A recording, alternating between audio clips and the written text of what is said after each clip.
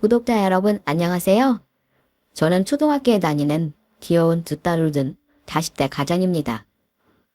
아내와 저는 공기업에 다니는 맞벌이 부부예요. 그래서 장모님의 도움을 받으며 생활하고 있죠. 지척에 사시는 장모님이 아침에 저희 집에 오셔서 아이들을 챙겨 학교에 보내고 계세요. 큰애는 3학년이라 제법 제 할 일을 알아서 하지만 1학년인 둘째는 아직 손이 많이 가거든요. 다행히 장모님이 아이들을 잘 돌봐주셔서 저희 부부가 직장 생활에 집중할 수 있죠? 사실 저는 어려서 어머니를 잃고 외롭게 자랐어요. 물론 아버지가 계시긴 했지만 너무 무뚝뚝해서 기댈 수 있는 존재가 아니었네요. 거기다 제가 13살에 재혼을 하셨는데 새어머니가 자기 자식만 끼고 도느라 저를 눈엣 가시처럼 여기셨거든요. 그전까지는 형제가 있는 친구들이 부러웠는데 막상 이복 동생들에게 치이다 보니 혼자일 때가 그립더라고요. 그래서 집에 마음 붙이지 못하던 저는 결혼을 하고서야 비로소 가족의 따뜻함을 알게 됐습니다. 다정한 장모님과 든든한 장인어른, 상냥한 처제까지 보잘것없는 저에게 참 잘해주셨죠. 그리고 얼마 전에는 특별한 동서까지 한 명 얻었답니다. 동서로 인해 저는 생각지도 못한 만남을 갖게 됐고 그 덕에 진정한 마음의 평화를 얻게 됐죠. 그래서 오늘 저는 딸맘에서 이렇게 남다른 저와 가족의 사연을 얘기해 보려고 합니다.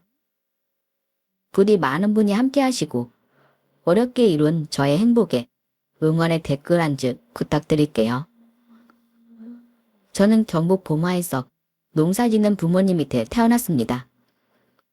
아버지는 게으름 피우지 않고 열심히 사는 분이었지만 성격은 괴팍했습니다. 반면에 어머니는 유순한 분이라 아버지에게 늘 구박을 받으며 사셨던 기억이 나요. 성정이 불같고 급한 아버지는 어머니가 조금만 느리다 싶어도 매사에 쥐어박는 소리를 하셨죠. 야, 너는 사람이냐 곰이냐. 군뱅이도 그거보다는 빠르겠어. 그렇게 움직여서 어떻게 입에 풀칠하고 살 거야? 어휴, 속 터져. 너 이걸 지금 먹으라고 가져온 거야? 김치라고 다 씌어서 꼬부라졌고 밥은 고두밥에 이런 것도 좋다고 퍼먹으니 그렇게 디룩디룩 탈이 났지지. 너나 많이 처먹어. 그래서 제 희미한 기억 속의 어머니는 항상 찌푸린 얼굴로 한숨을 쉬는 모습이었습니다. 그러다가 제가 초등학생이 됐을 때 어머니가 자전거와 부딪혀 팔을 다치셨어요. 아버지께 새참을 가져다 드리다가 달려오는 자전거를 피하지 못하신 거죠. 그 일로 어머니는 읍내 병원에서 며칠 신세를 지고 팔에 기부스를 하셨습니다. 어린 마음에 그 딱딱한 느낌이 신기했던 제가 곁에 앉아 깁스를 두드려 봤던 기억이 나네요. 그런데 어머니가 퇴원하고 며칠 후에 아버지가 갑자기 전에 없던 행동을 하셨어요.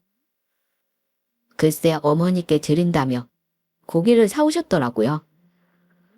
평소에는 어머니가 열이 펄펄 끓고 기침해도 일하기 싫으니 꾀병 부린다며 구박하던 아버지가 말이죠. 그래서 저는 어린 마음에도 아버지도 어머니의 깁스한 모습이 안쓰러웠나 보다 생각했습니다. 한데 그런 일이 있고 난 후부터 이상하게도 어머니가 조금씩 다쳐서 들어오는 일이 많아졌습니다. 팔이 낫고 나면 다리가 부러지고 다리가 낫고 나면 허리가 다쳐 입원하는 일이 잦아졌습니다. 그럴 때면 아버지가 문병하던 사람들을 향해 한숨을 쉬면서 말씀하셨어요. 왜 자꾸 이런 일이 생기나 몰라. 삼재라고 하더니 그 값을 톡톡히 하려나 봐. 저는 그런 아버지의 얘기를 들을 때면 덜컥 겁이 나곤 했어요.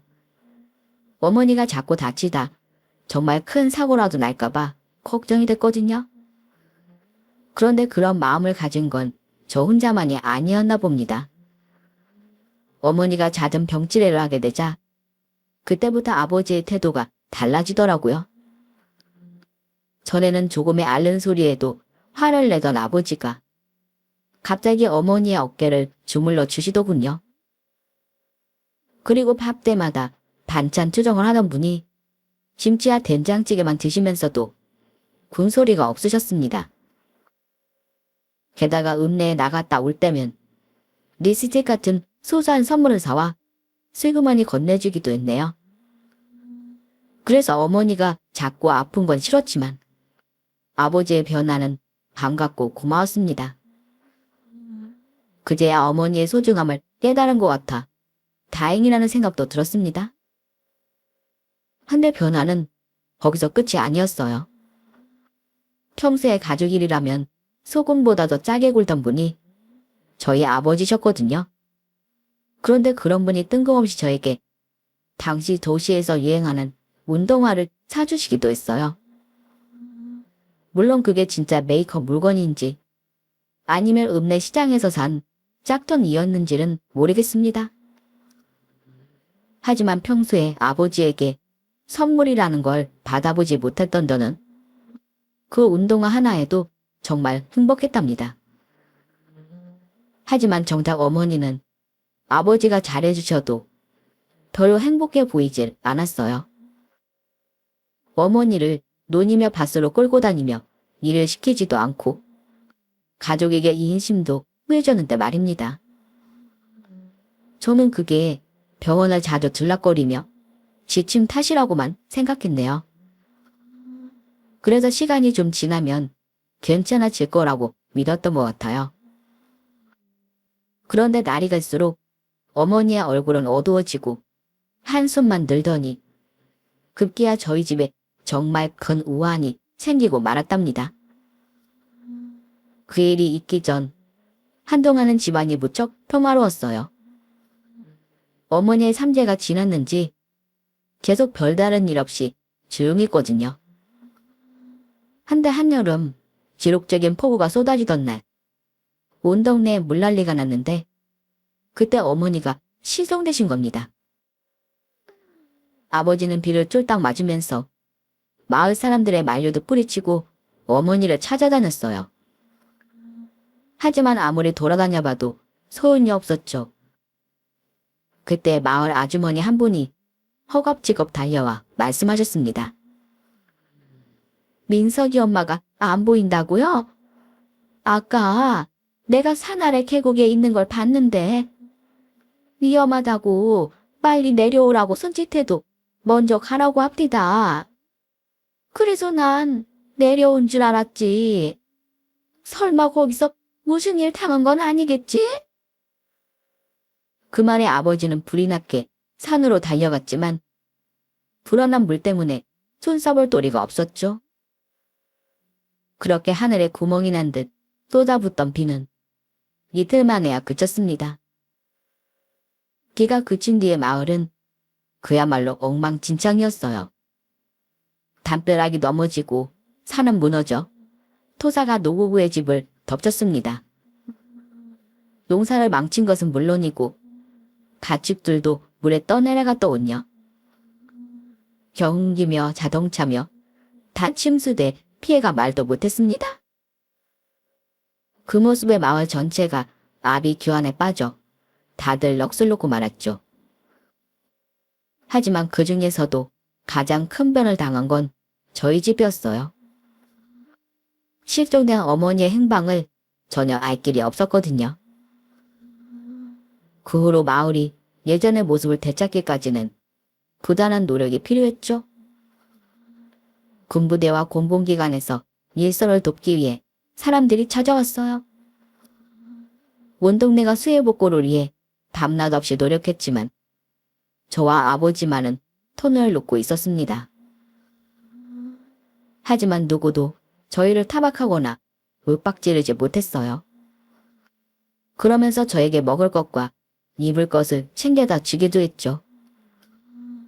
그렇게 시간이 흘렀지만 저희에게 기적은 일어나지 않았습니다. 결국 어머니 실종 3년 만에 아버지는 세장가를 가셨어요. 원래 사람이 실종되면 5년은 지나야 선고가 확정된다던데 수해 같은 재해는 다르더군요. 관공서에서도 충분히 수색했다고 판단했는지 사망을 기정사실화 하더라고요. 그래서 법원에서 위난으로 인한 실종 선고를 받게 됐습니다. 그때 아버지는 저를 보며 변명하듯 말씀하셨어요. 본래 난리통이 없어진 사람은 1년이면 죽은 걸로 신고한다더라. 근데 나는 2년이나 더 기다렸어. 그러니 할 만큼 했지. 이제 나도 살아야겠다. 그러더니 새어머니를 데려와 살림을 합치고 몇 년 후에는 아예 신혼 신고까지 마쳤습니다. 새어머니에게는 저보다 어린 아들이 둘이나 있었어요. 가뜩이나 외동이었는데 어머니까지 잃고 외로웠던 저는 그런 형제들이 반가웠네요. 하지만 어쩐 일인지 그 아이들은 저에게 볕을 내주지 않고 오히려 미워했습니다. 제가 새어머니를 어머니라고 부르면 그날은 저에게 돌을 던지며 화를 내기도 했어요. 지금 생각하면 제가 자기들의 엄마를 뺏으려고 한다고 생각한 게 아닌가 싶습니다. 그래서 저는 새어머니와 형제들을 대면대면하게 대했지만 아버지는 그런 저를 못마땅해 하셨어요. 제가 불어 새 식구들을 멀리한다고 생각해 저만 잡으셨죠. 그리고 살림을 시작하고 얼마 안 돼 새로운 일도 시작하셨습니다. 더 이상 농사에 미련이 없다며 논밭을 팔아 읍내에 옷가게를 크게 열었어요. 그러더니 살림집도 읍내로 옮기자며 집을 팔고 가게 근처로 이사하더군요. 그 이후로 저희는 전과는 전혀 다른 여유로운 생활을 하게 됐습니다. 옷가게야 잘 되는 건지 매주 갈비를 외식하고 새어머니에게 화장품이며 옷을 펑펑 사주셨죠. 어린 제 눈에도 새어머니와 저의 친모가 살던 모습은 사뭇 달랐어요. 저희 어머니는 온갖 고생을 하고도 두부 한 모까지 눈치 보며 사셨거든요. 그런데 그런 어머니에 비해 새어머니의 씀씀이는 말도 안 되게 컸습니다. 화려하게 치장하고 자식들의 학교에 찾아가 촌지까지 뿌리며 총구석에 치맛바람을 일으켰죠. 그렇게 변한 아버지의 모습도 화려한 새어머니의 모습도 저에게는 너무나 낯설었어요. 그래서 계속 겉돌기만 하던 저는 중학교를 졸업하며 집을 떠나기로 마음먹었습니다. 기숙사가 있는 고등학교로 진학을 결정한 거예요. 아버지는 별 말씀이 없으셨고 새어머니는 되려 시원해하는 눈치셨죠. 그리고 대학에 들어가면서부터 장학금과 아르바이트로 학비와 생활비를 충당했습니다. 물론 본가의 형편이 어려운 건 아니었지만 아버지에게는 도움을 받기가 싫더라고요. 제가 돈 내기를 꺼내면 옆에 앉아 눈사람 찌푸리던 새어머니가 떠올랐기 때문입니다. 그리고 군대에 다녀와 대학을 졸업하고 취직하며 아예 서울에 뿌리를 내리게 됐어요. 그렇다 보니 고향에 내려가는 일은 몇 년 동안 손에 꼽을 만큼 드문 일이 되었죠. 그러다 같은 회사에 다니는 아내와 결혼을 하기로 했습니다. 원래 입사 동기였던 아내와는 평소에도 친한 사이였어요. 하지만 첫눈에 서로에게 반해 불꽃이 튄 사이는 아니랍니다. 그래도 호감을 가지고 있던 차에 같은 부서로 발령이 나며 남다른 사이로 발전한 거예요. 아내는 싹싹하고 현명해서 사람들에게 사랑받는 타입이었어요. 반면에 저는 단체 행동을 싫어하고 혼자 있는 걸 좋아하는 좀 어두운 사람이었죠. 아내는 그런 저에게 다가와 이런저런 조언을 해주곤 했어요. 민석 씨, 이번 주에 동기 모임 있는 거 알지? 아, 연락은 받았어. 근데 나는 못 나갈 것 같아. 왜? 저번 모임에도 안 나가지 않았어? 안 그래도 동기들이 민석 씨 나랑 같은 부서 발령 났다니까 한마디씩 하더라. 하도 조용해서 그만둔 줄 알았다고. 왜 그렇게 연락을 안 해? 딱히 연락할 일이 없는데? 경조사나 보면 되지. 뭘 모임 때마다 나가. 동기 좋다는 게 뭔데? 서로 회사 분위기도 공유하고 상사 욕도 하고 그러면서 위로받는 게 동기지. 그러지 말고 이번에는 나랑 같이 나가. 내가 민석 씨 꼭 데려간다고 했단 말이야. 난 좀 귀찮은데. 그래도 아내는 막무가내였습니다. 몇 번이고 거절하는 저를 결국 모임에 데려갔죠. 한데 처음 나가본 동기 모임은 생각보다 즐거웠어요. 사실 저는 모임이라는 게 괜히 쓸데없이 모여 술만 먹는 소모적인 행동이라고 생각했거든요. 하지만 편안한 분위기에서 서로 고민을 공유하다 보니 동기가 좋다는 이유를 알겠더라고요.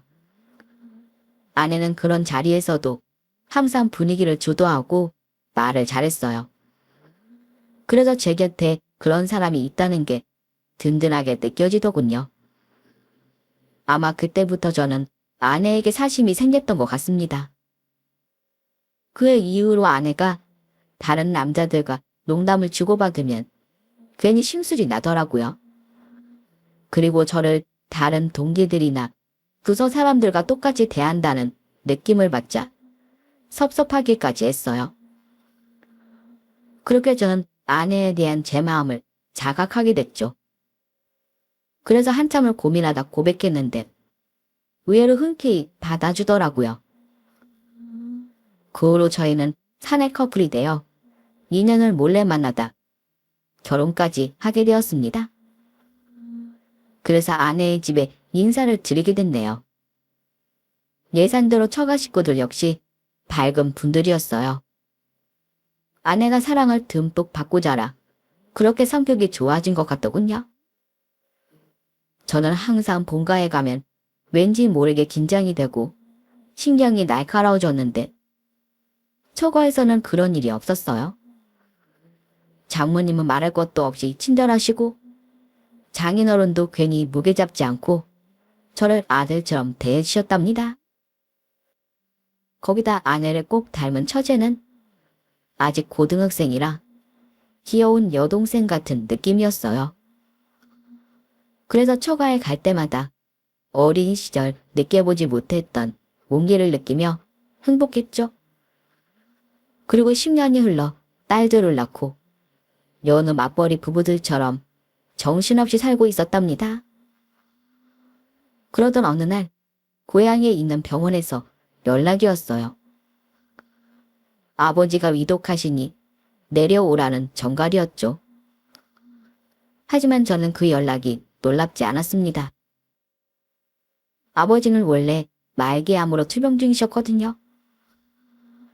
아내는 아버지에게 자주 가보자고 했지만 제가 내키지 않아 몇 년간 고향에는 발길도 하지 않던 참이었죠. 그런데 그때는 정말 마지막일지도 모른다는 생각이 들더군요. 그래서 억지로 내려가 병원에 입원한 아버지를 만났습니다. 아버지의 몰골은 말이 아니었어요. 누가 봐도 떠날 날이 머지 않은 사람같이 보이더군요. 그 와중에도 저는 담담하기만 한데 아내는 자주 찾아오지 못해 죄송하다며 눈물을 뚝뚝 흘렸죠.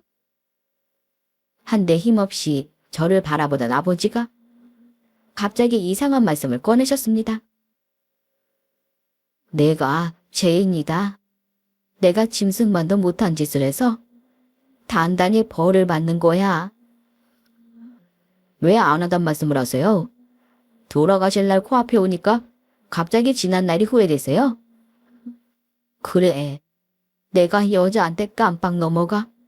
친자식인 너만 구박됐어. 그때는 입혀주고 먹여주기만 하면은 다인 줄 알았지. 네가 새엄마한테 어떤 대접을 받는지 관심도 없었다. 이제 와서 그런 말이 다 무슨 소용이에요? 그래도 제가 잘못 자란 것도 아니고 아버지 말대로 먹여주고 입혀주고 해서 이만큼 자랐으니까 괜찮아요. 그냥 새어머니한테 그렇게 잘해줄 수 있는 분이 엄마한테는 왜 그러셨는지 그게 좀 원망스럽죠. 근데 먹고 살기 힘들어 여유가 없어 그랬나 보다. 그렇게 생각하게 됐어요. 엄마 아프시고부터는 좀 달라지시려고도 하셨던 것 같아서 그것도 고맙고요. 그래도 엄마가 떠나시기 전에는 아버지한테 사람 대접 받고 가신 것 같아 다행이라고 생각해요. 아니다. 아니야. 너희 엄마가 그렇게 된 건 나 때문이야. 그때 내가 돈맛을 보고 눈이 돌아버렸던 것 같아. 그게 무슨 말씀이세요? 돈이라니요? 사실 그때 너희 엄마가 서울에 살던 사촌 부탁으로 보험을 몇 개 들었어. 처음에는 가뜩이나 돈도 없는데 그런 걸 해왔다고 점을 쳤지. 근데 네 엄마가 자전거에 팔을 다치니 거기서 큰 돈을 주는 거야. 그 돈이면 종일 들에 나가 밭일 안 해도 되겠다. 싶더라고. 네? 그랬어요? 아버지, 설마? 그래, 내가 그 재미에 너희 엄마를 자꾸 다치게 했어. 산에서 구르게도 하고 넘어져 다친 것처럼 하려고 일부러 내리막에서 발도 걸었지. 말도 안 돼. 어떻게 자기의 낳은 여자한테 그런 짓을 할 수가 있어요? 그래, 내가 인간이 아니었지. 그때 진즉 정신을 차렸어야 하는 건데 내가 돈맛을 보고 겁이 없어진 거야. 네 엄마 몰래 보험 약관을 보니까 사고 나서 장애를 입으면 그 진단비가 엄청나더라. 그래서 네 엄마한테 죽지 않을 정도만 해서 한 건 크게 챙겨서 서울에 가자고 졸랐다. 그래서 경운기에 뛰어들라고 며칠을 괴롭혔어. 지금 무슨 말씀하시는 거예요? 그게 다 정말이에요? 그래, 나도 그래 놓고 겁도 나고 마음도 좋지는 않았어. 그래도 이게 무슨 도박에 중독된 것 마냥 자꾸 돈 생각이 나는 거야. 그래서 엄마 아프면 갑자기 인심이 후해져서 잘해주신 거예요. 몸 망가지며 번 돈으로 생색은 아버지가 내면서요. 어이가 없네요. 그래. 근데 너희 엄마가 더 이상은 못하겠다고 하더라. 다치는 것도 무섭고 보험사에서 자꾸 연락 와서 확인하는 것도 겁난다고. 그러다 다 들킬 것 같다면서 말이야. 난 딱 한 건만 포하면 될 것 같았는데 너희 엄마가 말을 듣지 않는 거야. 그래서 장대리가 쏟아진 날 차라리 나가 죽으라고 했다. 너 죽으면 그 보험금으로 내가 민석이 잘 키울 테니 아무짝에도 쓸모없는 몸뚱이 아끼지 말고 차라리 죽어버리라고. 아버지, 어떻게 그런 짓을 할 수가 있어요?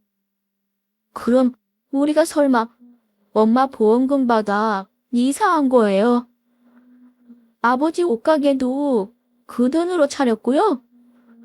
어쩐지 그깟 시골 땅 몇 평이랑 다 쓰러져가는 집 팔아서 어떻게 읍내에 가게랑 집을 마련했는지 이상했어요. 아버지가 사람이에요. 몰랄리에 엄마 사지로 몰아놓고 그 돈 받아 새 장가까지 간 거잖아요. 엄마는 고생만 하다 갔는데 그 돈으로 새엄마랑 그 자식들 호강시키면서 하늘이 무섭지도 않았어요? 화가 나서 죽으라고 했지만 그래도 정말 그런 선택을 할 줄은 몰랐다. 네 엄마가 안 보이길래 찾아봤는데 누가 계곡에서 봤다는 거야. 사실 그때만 해도 설마 했어. 근데 사람들이 다 죽었다고 했어. 나라에서도 죽었다는데 내가 뭘 어쩌겠니? 그래서 어차피 그렇게 된 거. 남은 사람이라도 잘 살아야 된다고 생각했다. 그래도 나도 그동안 편하게만 산 건 아니야. 평생을 고통스럽게 사죄하는 마음으로 살았어. 어떤 마음을 사죄를 하면 그렇게 살 수 있어요? 전처 목숨값으로 새우제 입에 갈비 넣어주고 화장품 사주며 사는 것도 사죄예요? 정말 미쳐도 단단히 미쳤네요. 그런 짓을 했으면 혼자나 감당하고 떠날 것이지. 지금 와서 이런 말을 하는 이유가 뭐예요? 나보고 뭘 어쩌라고. 죽기 직전에 다 고백하고 마음 가볍게 떠나겠다. 이런 거예요? 내가 죄를 지어서 이렇게 된 것 같다는 생각이 들어. 그래서 너한테만이라도 용서를 빌고 싶었다.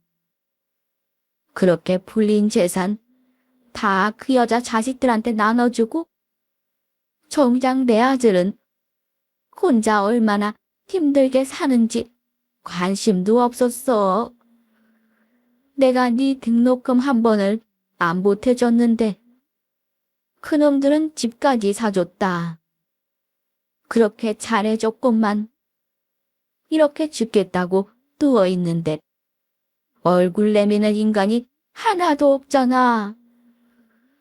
그 여자도 그렇게 입에 혀처럼 굴더니 병들고 돈 없으니 병원에 처박아 놓고 죽을 날만 기다리는 거 봐라. 내가 어리석었다. 내가. 듣기 싫어요. 이제 저 아버지가 어떻게 된다고 해도 다시는 안 와요. 감히 그 입에 용서라는 말 올리지 마시고 정말 사죄하고 싶거든 조용히 떠나세요. 이제 아버지에 대한 일말의 고마움도 피부치에 대한 미련도 없으니까. 그러고는 놀라서 입을 막고 서 있는 아내의 손을 잡고 병원을 나와버렸습니다. 그게 제가 본 아버지의 마지막 모습이었어요. 그 뒤로 보름 만에 아버지의 부고를 들었지만 저는 빈세에 가지 않았습니다. 등록금 내주고 집 사주며 장가 보낸 새아들들이 마지막 길을 지켜줄 거라고 생각했죠. 그렇게 아버지가 떠난 지 석 달이 지났습니다. 아내는 여전히 제 기분을 살피느라 여념이 없었어요. 그래서 아내의 걱정을 덜어주려 웃으며 말했네요. 당신 요즘 왜 그리 내 눈치를 봐? 나 이제 괜찮아. 충격받긴 했지만 이미 지난 일인데 어쩌겠어. 그냥 어머니 좋은 곳으로 가셨기를 바랄 뿐이지. 그리고 내가 잘 살아야 어머니도 마음 편하실 텐데 언제까지 우울해 있을 수는 없잖아. 혹시 나한테 뭐 할 말 있는 거 아니야? 자기야. 자기가 그렇게 생각하기로 했다니 너무 다행이다. 내가 생각해봤는데 나중에 어머니 천도제 같은 거 한번 올려드리면 좋을 것 같아. 전에 엄마한테 그런 얘기 들은 적 있거든. 내가 한번 알아볼게. 그래, 고마워. 저기 그리고 혜영이가 주말에 결혼할 남자를 데려올 거래. 뭐? 처지고. 야, 그 꼬맹이가 벌써 결혼을 한다고. 하긴, 처제도 이제 서른이 코앞이잖아. 그렇지. 괜찮은 사람인지 좀 서두르는 것 같더라고. 자기 주말에 시간 됐지? 당연하지. 우리 처제가 시집을 간다는데 내가 가서 어떤 남자가 동서가 될지 한번 봐야지. 그래서 저는 기대와 궁금증을 안고 주말에 처가에 가서 처제의 신랑감을 만나게 됐습니다. 남자는 멀끔하니 호감형에 직업도 좋았어요. 안녕하십니까 형님. 말씀 많이 들었습니다. 유재영입니다. 그래, 듣자하니 검사라고 하던데. 인물도 훤하고 우리 처제가 횡재한 것 같은데? 그런 제 말에 처제가 귀엽게 눈을 흘기며 한마디 하더군요. 형부, 횡재한 건 저 사람이죠. 제가 미모로 보나 지적 수준으로 보나 뭐 하나 밀리는 게 있어요? 저는 별 관심이 없었는데 하도 쫓아다니는 통에 사람 하나 살리는 셈치고 결혼하기로 한 거예요. 뭐, 그래. 우리 처제의 자신감이야 이길 사람이 없지. 형부. 제가 처제를 놀리자 온 가족이 함께 웃으며 즐거워했죠. 그 덕에 긴장한 모습이 역력하던 예비 신랑도 웃으며 첫인사 자리가 마무리됐습니다. 그리고 2달 후 드디어 처제의 결혼식 날이 왔어요. 저와 아내는 아이들을 챙겨 일찌감치 서둘러 호텔로 향했습니다. 알고 보니 동서의 집안이 꽤 잘 나가는 제락가 집안이더라고요. 그래서 사돈댁 격에 맞추기 위해서 식장도 호텔로 잡게 됐죠. 그렇지만 동서가 평소 돈 자랑을 하는 스타일은 아니었어요. 오히려 너무 검소해서 말을 듣기 전까지는 전혀 집안 사정을 눈치채지 못할 정도였죠. 여러모로 정말 마음에 쏙 드는 청년이었습니다.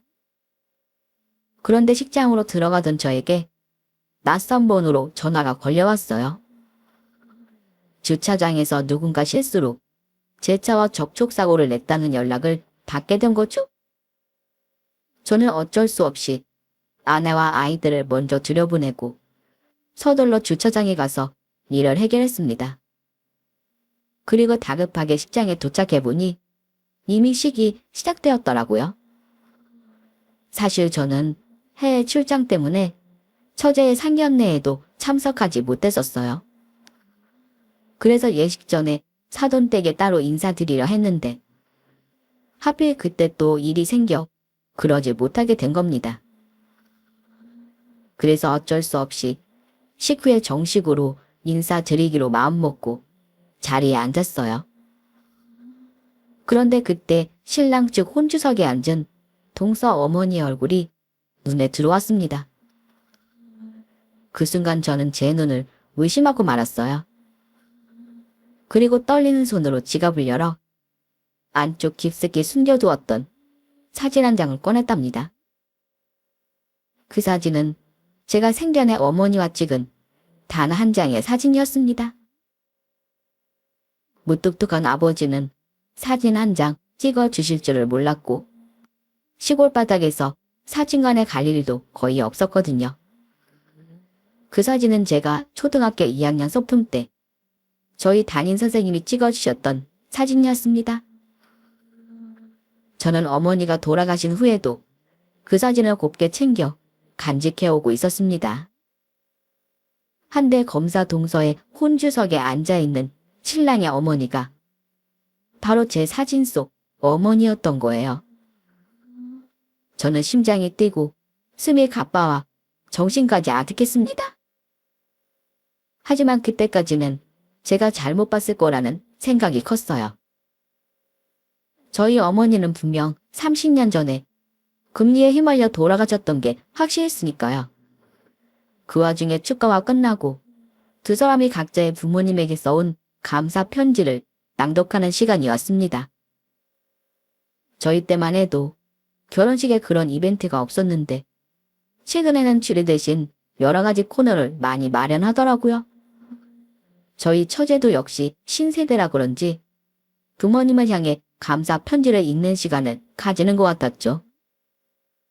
처제가 울먹이며 장인 장모님을 위한 편지를 읽자 장내는 엄숙하고 차분해졌어요. 장모니가 저희 아내는 눈물까지 훔치는 것 같더군요. 그리고 드디어 검사 동서가 편지를 낭독할 차례가 됐어요. 그러자 동서는 목을 가다듬더니 듬직한 목소리로 입을 열었습니다. 먼저 제 어머니께 큰절 드리고 싶습니다. 여기 오신 몇 분은 아시겠지만 사실 저희 어머니는 저를 낳으신 친어머니는 아니십니다. 하지만 누구보다 저를 위해 헌신하신 따뜻한 분이죠. 그 덕에 오늘날 제가 있는 것 같습니다. 그런 저희 어머니께 감사 인사 먼저 올리겠습니다. 그러더니 혼주석을 향해 큰절을 올리더군요. 그 모습을 지켜보던 하객 중 일부는 눈시울을 붉히기도 했습니다. 그리고 식이 끝나 가족 사진을 찍는 시간이 되자 저는 떨리는 마음으로 동서의 가족들 앞에 섰어요. 아내가 저를 소개하겠다고 마음먹고 있었거든요. 저는 식은땀을 흘리며 동서의 부모님 앞에 서서 인사를 했습니다. 침착하려고 마음을 다잡았지만 그런 마음과는 다르게 자꾸만 목소리가 떨려왔어요. 안녕하십니까? 성민식입니다. 아, 말씀 많이 들었습니다. 몇 번 기회를 놓쳐 이제야 인사드리게 되네요. 저희 아들놈이 형님이 잘해주신다고 아주 좋아하더라고요. 외아들로 자라 철이 없을 텐데 그저 친동생이라 생각하고 잘 가르쳐 주십시오. 저를 보며 동서의 아버지가 깍듯하게 인사하셨습니다. 저는 그 인사를 받으면서도 눈으로는 동서의 어머니만 바라보고 있었어요. 아닙니다. 워낙 건실한 청년이라 제가 더 배울 게 많아 보이네요. 저도 사실 외동이거든요. 그런데 그때 저를 유심히 바라보던 동서의 어머니가 조심스럽게 물으셨어요. 성함이 성민식? 저기 혹시 고향이 어딘가요? 그 물음에 저는 그만 왈칵 눈물이 쏟아지려는 걸 간신히 참으며 대답했습니다.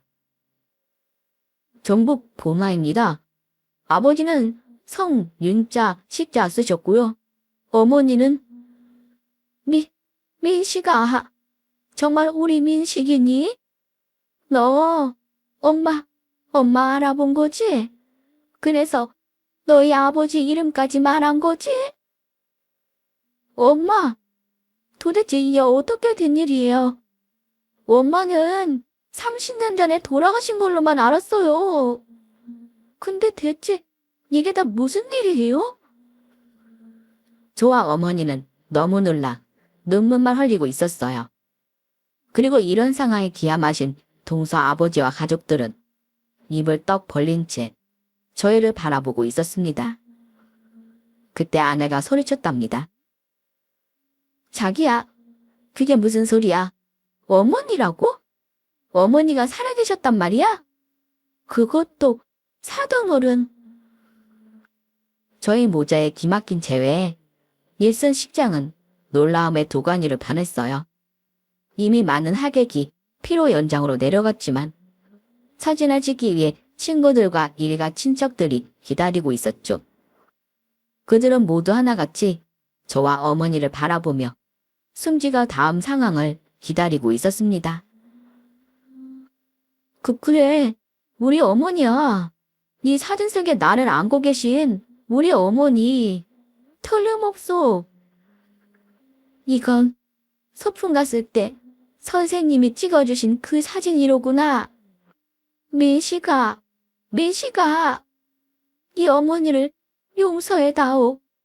아니, 이렇게 멀쩡히 살아있으면서 너를 찾지 않은 죄 많은 어미, 제발 용서하지 마라. 그러더니 바닥에 주저앉아 흐느껴 울기 시작하셨습니다. 저는 그런 어머니를 일으키며 말했어요. 저 아버지한테 다 들었어요. 어머니한테 무슨 짓을 하셨는지 돌아가시기 전에 다 털어놓고 가셨어요. 그러니 나타나실 수가 없었겠죠. 죽을 사람으로 숨고 싶으셨을 마음도 다 알아요. 믿고 살아야 할 남편이 눈만 뜨면 죽으라고 달려드는데 무서워서 어떻게 나설 수가 있었겠어요. 그래도 그러지 말았어야 하는데 그때는 나도 너무 어려서 무서웠어. 그리고 정말 처음에는 숨어 살다 돈 벌어서 너를 만나러 가려고 했어. 그런데 죽은 사람이 되니 내 마음대로 통장 하나 만들 수도 없고 취직하기도 힘들더라. 그래서 한참 만에 찾아갔더니 내 보험금 받아서 그 집 식구들이 잘 사는 것 같더구나. 그런데 그때 내가 나타나면 전부 다 그르칠 것 같았어. 너도 좋은 옷 입고 맛난 거 먹으며 잘 사는 것 같은데 괜히 내가 데려와 험난한 인생 살게 할 수 없었다. 미안하다. 미안해. 알아요. 다 알아요. 어머니가 그런 일을 겪는 것도 모르고 혼자 잘 먹고 잘 산 제가 나쁜 아들이에요. 근데 도대체 어떻게 된 거예요? 어머니가 어떻게 동서를... 사실 난 계곡에 빠져 죽는 척 일부러 동네 사람 눈에 띄었어. 그러고는 거기서 도망쳐 나와 무작정 돈 몇 푼 들고 서울행 버스를 탔지. 그리고 여기저기 떠돌며 식당 일을 했다. 그러다 지금의 남편을 만났어. 내가 일하는 가게 단골 손님이었거든. 그러다 집에서 일하는 사람을 구한다는 말을 듣고 내가 매달렸지. 돈은 조금만 줘도 괜찮으니 먹고 자게만 해달라고. 그래서 그 집에 들어갔는데 글쎄 그 집에도 사연이 있더구나. 그렇게 듣게 된 동서 집안의 얘기도 정말 놀랍고 기구했어요. 사실 동서의 친어머니는 가족여행을 갔다 실종되셨다고 하더군요. 그때만 해도 해외 여행이 성행할 때가 아닌데 부의했던 동서네가 외국으로 여행을 간 겁니다. 그런데 거기서 혼자 쇼핑을 나갔던 동서의 어머니가 실종됐던 거죠. 그래서 동서와 바깥사도는 눈물로 세월을 보냈다고 해요. 그러다 집안일을 해주러 들어온 어머니를 동서가 너무 따른 겁니다. 한데 오랜 시간 어머니를 지켜보던 사돈어른이 어머니의 남모를 사연을 듣고 큰 결심을 하신 거죠. 바로 저희 어머니에게 실종된 아내의 이름으로 살 것을 제안하신 거예요. 처음에는 놀라서 거절하던 어머니도 자기를 친엄마처럼 따르는 동서를 보며 마음이 약해지셨다고 하더군요. 그리고 제 생각도 났다고 하셨어요. 남의 자식을 사랑으로 보듬으면 저도 새어머니에게 사랑받고 살 거라는 생각이 들었답니다. 그래서 10수년을 실종된 동서의 어머니가 되어 살아오셨던 거죠. 다행히 새로 만난 남편과 아들은 온순하고 바른 사람들이다. 사는 게 행복하셨다고 하더라고요. 그러면서도 어머니는 저를 버렸다는 지식감에 힘들었다고 하셨습니다. 하지만 저는 한순간도 어머니를 미워하지 않고 늘 그리워만 했다며 울었죠. 저희의 사연에 양가 모두 놀라워하면서도 진심으로 기뻐해 주셨어요. 그리고 마음에 쏙 들게 흡족하던 동서는 이제 저에게 손 아랫동서이자 남동생이 되었답니다. 그래서 어렵게 만난 저와 어머니는 새로운 가족들과 함께 행복한 나날을 보내고 있네요. 어머니는 제가 자식을 둘이나 낳은 가장이 된 사실에 또 한 번 기쁨의 눈물을 흘리셨죠. 공짜로 손녀가 둘이나 생겼다며 좋아하시던 동서의 아버지도 딸들을 친손녀처럼 예뻐하십니다. 그렇게 저희가 한 가족으로 살아간 지도 벌써 2년이 되어갑니다. 그 이후로 저희에게는 전통이 하나 생겼어요. 처제의 결혼 기념일에 양가 식구들이 모여 가족 사진을 찍는 일이죠. 그래서 이번 주말에도 동선에 모여 저녁을 먹고 온 가족이 사진을 찍기로 했네요. 초년에 외롭게 살던 저는 이제 가족복이 터져 대가족 속에서 행복하게 살아가고 있답니다. 반면에 가족의 소중함을 모르고 악행을 저지른 저희 아버지의 말로는 어땠을까요? 아버지에게 받을 건 다 받아 챙긴 이복 동생들은 납골당 비용도 아까웠던 모양입니다. 글쎄 아버지의 유해를 이름 모를 강가에 뿌리고 제사도 지내지 않는다고 하더군요. 그 말을 들은 저희 어머니는 그래도 제 친부인이 좋은 곳에 가라며 가까운 절에 제사를 맡기셨다고 합니다. 저는 반대했지만 어머니가 그래야 마음이 편할 것 같다고 하셔서 결국 고집을 꺾게 됐어요. 부디 아버지가 저승에서라도 자신의 죄를 뉘우치기를 바라며 오늘 제 이야기를 마치겠습니다. 긴 사연 함께 해주신 여러분 정말 감사합니다. 여러분도 소중한 가족과 행복한 시간 보내시기를 바랄게요. 오늘 사연 글에 여러분의 소중한 댓글 기다리면서 인사드리겠습니다. 감사합니다.